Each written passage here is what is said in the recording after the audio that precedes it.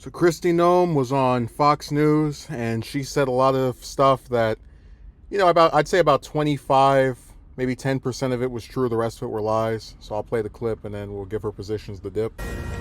All right, welcome back. A 3-hour and 15-minute long marathon cabinet meeting led by President Trump, of course, just wrapped. It included more than 45 minutes of reporter questions and answers. Just wrapping up at the White House a moment ago, DHS Secretary Kristi Noem was in the room for the whole thing. She joins us now with her take on everything. I mean, we can't ask you to comment on everything because we would be here for like the next 3 days. But what was your biggest takeaway, Madam Secretary? You know, the focus of the cabinet meeting was really about Labor Day and the fact that every one of President Trump's policies is benefiting Americans, that not only are they safer, is crime getting under control, are we deporting illegal criminals and bringing them to justice, but also the economy is getting better. People are making more in wages, that they're having the ability to provide for their families better. So the statistics were just astounding what President Trump has been able to deliver for just the American people and the average worker each and every day. So President Trump's been talking about the possibility of sending in the National Guard to the city of Chicago next. The mayor was asked what he thinks about that plan. Take a quick listen. They don't care about solutions to gun violence or homelessness or immigration. They just don't want to see it. They don't want our communities to be safer for all of us. They just want to play on people's fears and anxieties, to seize more power for themselves. That's the mayor talking about you, Madam Secretary, the president, and your colleagues in the cabinet.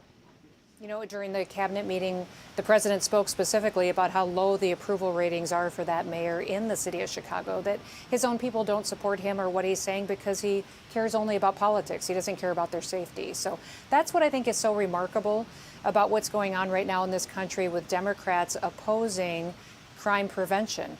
They literally are fighting President Trump, who's just trying to keep their people safe. So President Trump reiterated today over and over again throughout the cabinet meeting that he will keep America safe, that he will continue to do what he needs to do in these cities that are overridden with criminals and terrorists and people who are harming those citizens that live there. He's going to go there and help them keep as safe as he possibly can, and he's going to do everything he can to fight these liberal, socialist, terrible leaders that are in these cities that are harming their individuals. A lot of folks in D.C. are, as you well know, not supportive of the deployment of the National Guard. But, Madam Secretary, even among Washingtonians who are supportive and appreciate the Guard's presence here, I have spoken to folks a lot of folks, candidly, who say they're not deployed in the right spots. They're going to the monuments, they're going to places that are perfectly safe. Meanwhile, Ward 7 and 8 that are overrun by crime are still suffering. What do you say to that? Well, Jillian, this city is completely different than it was just 13 days ago. What President Trump has been absolutely remarkable, and he's not planning on going anywhere.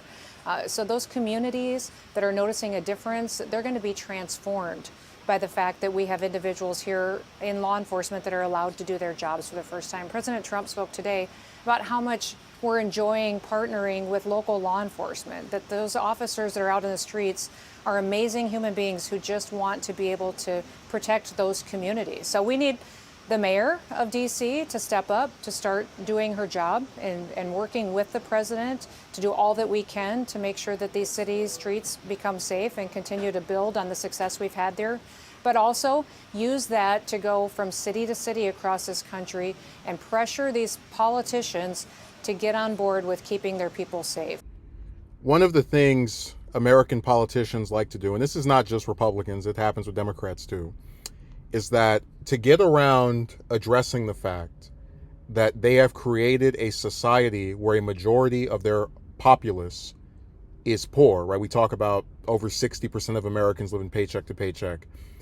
Their way of not having to address that economic downturn for a majority of the people that live in this country is to say, the economy is good. The economy is great. And it's like the economy is not a accurate measure of the living conditions of, a majority of people. It just shows that a lot of people are buying something. And the economy, to her credit, has gone up by a few points, since Trump did his tariff crap, but it's still really nothing to brag about. It's by like 3 points.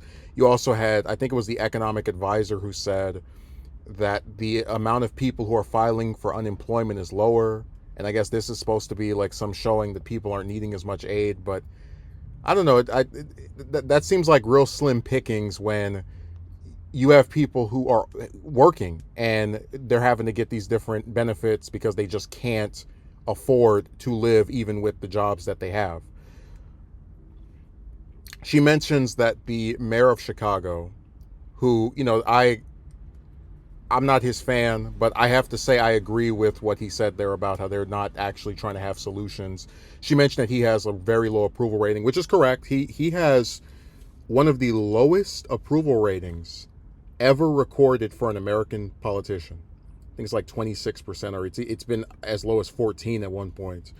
And, that's really telling of just how much the people of his own city don't like him or are sick of him, because he hasn't been around for that long. But you have to ask yourself, what does his approval rating, and really, her being one of Trump's cabinet members, she's in no position to be talking about anyone's popularity because Trump's approval rating has gone downward as well.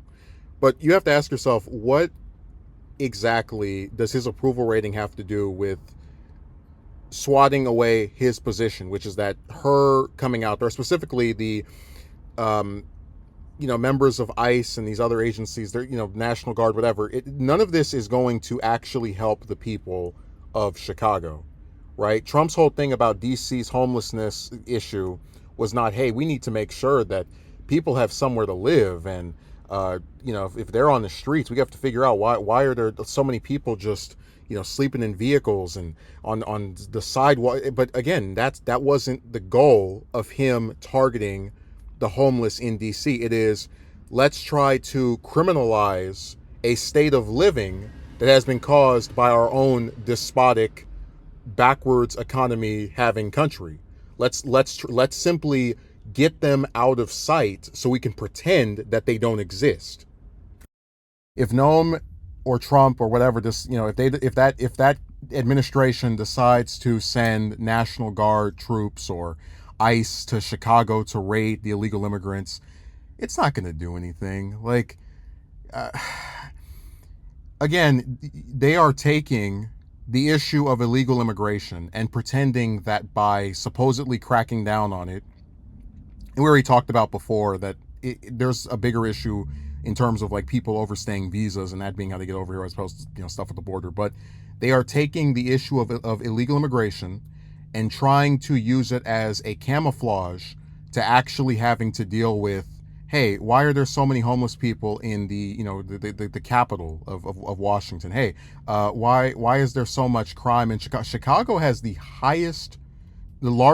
has had the largest number of murders of any American city for 13 years in a row.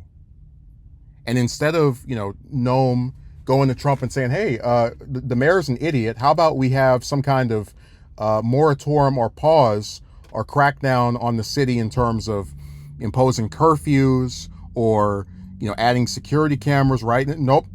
You won't see any of that. Oh, but if we deport people, that'll stop the crime. Yeah. It's just sad that with all the resources that they have, they're not going to use them to actually improve any damn thing. Chicago, again, is in its 13th year of having the most murders of any American city. And when Trump leaves office in 3 years, it's going to be at its 16th or 17th. They are not going to change anything. They could send in the National Guard, ICE, whoever the hell, until they actually address the systemic issues within the United States of poverty, of lack of any economic opportunities whatsoever with all these stupid part-time jobs. It's a mess.